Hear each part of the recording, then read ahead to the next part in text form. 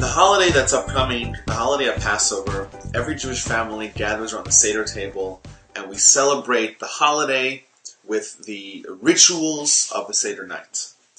And what we'll notice is, if we analyze what we do on the Seder, on Passover, we'll notice some contradictory themes. On one hand, it's a night where we act like royalty. There's a mitzvah, for example, to lean in the manner of the kings of yesteryear, to lean when you drink the wine and when you eat. That's a mitzvah, because on this night, we're kings. We were redeemed. Similarly, we are obligated to consume 4 cups of wine. Similarly, because that is the manner of those who are free. Free people, and we're like kings. We are no longer slaves. And that's kind of the major theme of the night. We're kings, we're like royalty. On the other hand, the mitzvah, the primary mitzvah of Passover, is consumption of matzah. And matzah, as we know, is labeled with the term bread of affliction. So what is it? Are we kings, or are we just to consume the bread of affliction? In more precise terms, the bread of the poor, lechem oni, the bread of the poor. So what are we? Are we the wealthy class? Are we the aristocracy? Are we royalty? Are we kings? Or are we poor?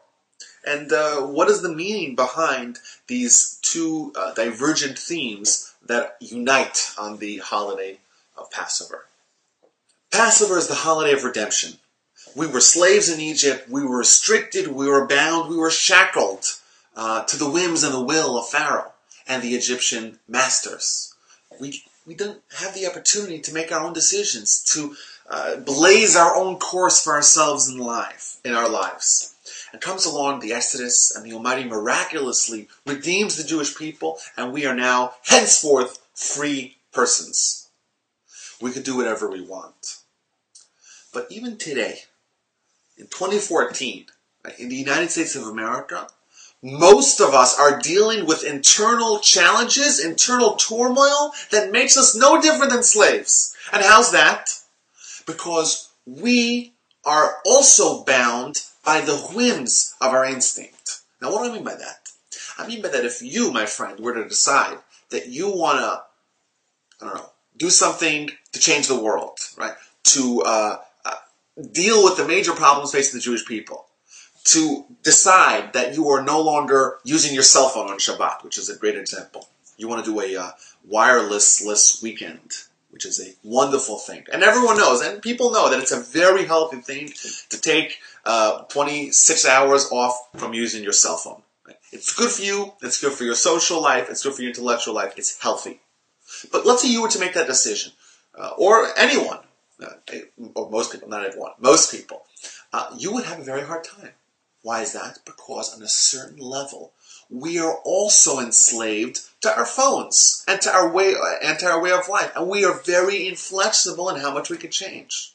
So in a certain capacity, in a certain sense, there's a certain measure of slavery that we experience today. And if we want to teach ourselves, if we want to enable ourselves, if we want to open up the wonderful world of willpower, the ability to make choices and decisions and stick by them, and to free ourselves of the servitude that we also have today, what we're going to need to do is to adopt the bread of affliction. What does that mean? Affliction means it's difficult, it's hard, it's painful. If you want to free yourself of your own slavery, it's going to be painful.